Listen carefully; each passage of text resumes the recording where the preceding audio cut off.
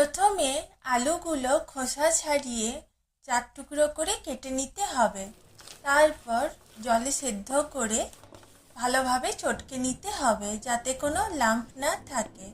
তাতে এবার পেঁয়াজ কুচি, ধনেপাতা কুচি, নুন, চিনি দিয়ে ভালোভাবে মেখে নিতে হবে। এবার আটা মিশিয়ে ভালোভাবে ডো তৈরি করে নিতে হবে। দেখতে হবে বেশি নরম ডো যেন না হয়, তাহলে বেলার সময় ছিঁড়ে যাবে।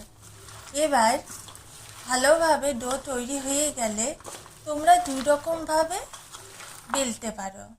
প্রথমে হচ্ছে আটা দিয়েও বেলতে পারো, যারা আমার মতো একদম নতুন ঠিকঠাক রান্না করতে পারো না, আর মায়েদের মতো এক্সপার্ট যারা, তারা সাদা তেল দিয়েও বেলতে পারো।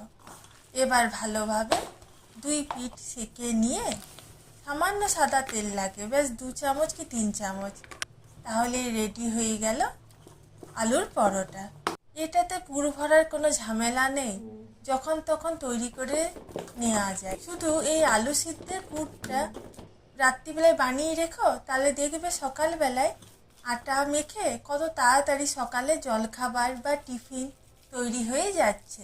এবার টমেটো সস দিয়ে বা নলেন গুড় দিয়ে, যেটা পছন্দ তোমার সেটা দিয়ে খাও।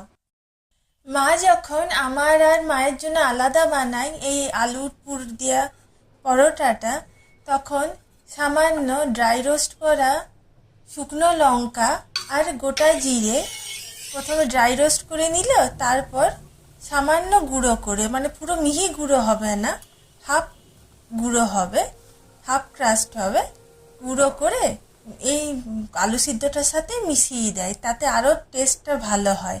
কিন্তু বাড়ির বাকিরা, বাবা দাদারা তো খায় না ঝাল, তাই জন্য আর আজকে গোটা জিরে মশলাটাও তৈরি করা নেই, তাই জন্য আজকে প্লেনেই মা বানালো।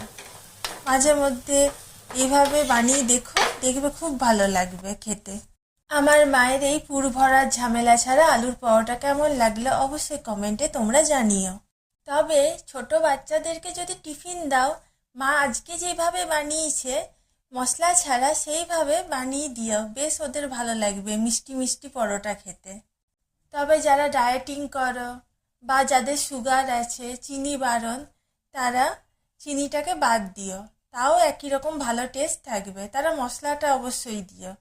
আর ছোট বাচ্চাদের তো শুকনো লঙ্কা গুঁড়ো দেওয়া চলবে না, ওদের জিরে গুঁড়োটা দিলেও ভালোই লাগবে খেতে।